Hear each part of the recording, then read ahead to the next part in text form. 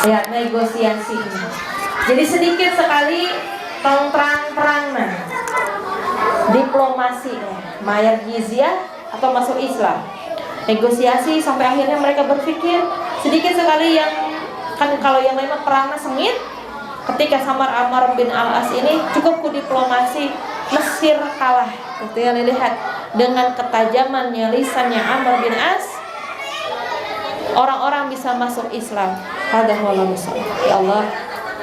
Kemudian Khalid bin Walid, kata ibu semua sudah tahu kisah Khalid bin Walid ya. Nah ini kisahnya unik. Ketika mereka mau datang ke Mekah, Khalid melihat Amr, cerdasnya Amr. Ketika Khalid melihat Amr, kita bahasakan sekarangnya aman awal gitu kan begini, aman. Terus kata Amr apa? Saya tidak akan bercerita kalau kamu tidak bercerita duluan. Wah ini watak pemimpin gini.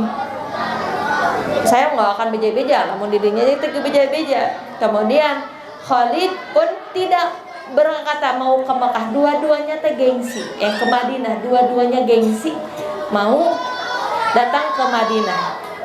Sampai akhirnya mereka ditemu di Madinah, terus kan itu masuk Islam karena apa? Karena logikanya. Karena logika mereka yang dijalankannya, mereka masuk Islam. Bahkan dikatakan oleh seorang sahabat yang lain, Amr bin As ini sudah masuk Islam bahkan sebelum bersyahadat. Luar biasa coba. Amr bin As ini sudah masuk Islam bahkan sebelum bersyahadat. Ketika tahu teteh yang mana teh Nabi palsu siapa? Dia kan dari Bani Hanifah ya. Anas teh Hanifah, Bani Hanifah. Musailamah al-Kadzdzab.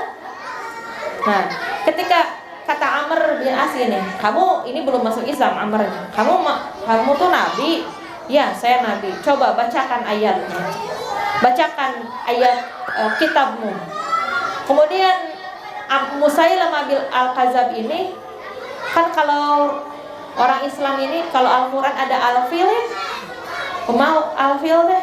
Hanis al-fil sanes. Alam taro kari al-fil. Alam taro kaifa fa'ala rabbuka bi ashabil fil. Ini mah ceritanya gini. Ini katak. Apa itu katak? Katak adalah ini, katak adalah itu. Kata Amr bin As, apa ini? Ini bukan ayat. Ini bukan dari Tuhan semesta alam. Ini hanya karang-karanganmu saja. Jadi Amr bin As ini tahu bahwa ini adalah hanya karangan manusia. Tapi ketika mendengar Al-Quran, Amr bin As bilang takjub dengan Al-Quran. Ini sepertinya bukan ucapan manusia.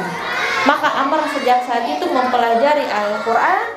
Kemudian dengan pelajaran logikanya, maka disebutkan ulul albab, orang-orang yang berakal, orang-orang yang berpikir masuk Islam karena logikanya, masuk Islam karena pikirannya, gitu.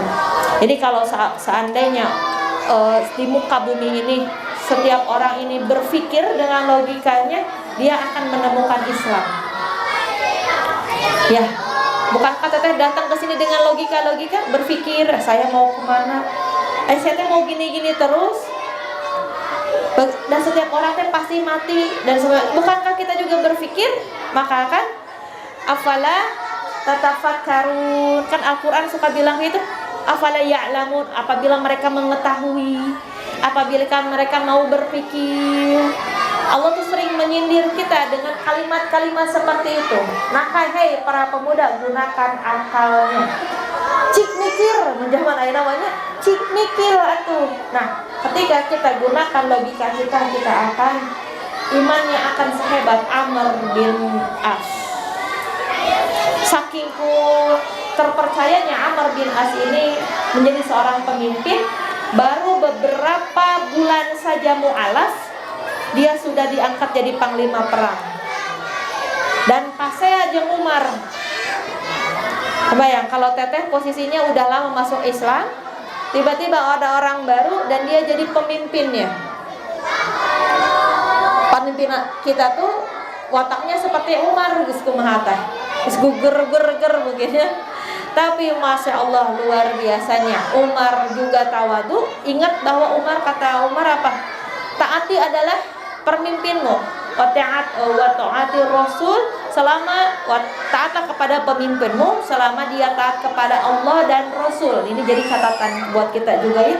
Taat kepada pemimpin itu selama dia taat kepada Allah dan taat kepada Rasul. Sejak itu ketika di pemimpinan Umar, di kepemimpinan, kita cerita dulu ini ya soal Amr. Ketika di kepemimpinan Umar bin Khattab, ada orang Mesir yang mengadukan bahwa rumahnya Amr bin As ini selalu tertutup, katanya, tidak pernah terbuka. Apa yang dikatakan Umar? Bakar pintunya. Bakar pintunya. Apakah Amr bin As ini baper? Tidak. Karena tahu bahwa ini adalah perintah Amirul Mukminin. Ya bahasa ukhuwah kita. Kita udah baper ya pasti. Bakar ya pintunya. Bener-bener dibakar, pasti kita bete ya. Udah sahabatan, udah lama, udah hijrah bareng-bareng, ternyata seperti itu. Tapi Amr paham bahwa Amr lah yang keliru di sini. Nah, jadi itu kisah Khalid bin Walid dan Amr bin As ini masuk Islam. Setelah sana di tahun ke-7, 1 tahun berikutnya terjadilah Fathu Mekah atau kita bahasana pembebasan kota Mekah. Kapan terjadinya? Tahun 8, 1 tahun kemudian. Nabi wafat tahun berapa? Nabi wafat tahun Gajah, sana kita lahirna. Nabi wafat tahun 11 Hijriah. Berarti sisa berapa tahun lagi? 3 tahun lagi. Sebentar lagi ya. Nah, setelah itu ya, setelah ada peristiwa penting yaitu Amr dan Khalid juga Utsman bin Talha masuk Islam. Kemudian gencatan senjata dan perjanjian Hudaybiyah merupakan awal babak baru dalam kehidupan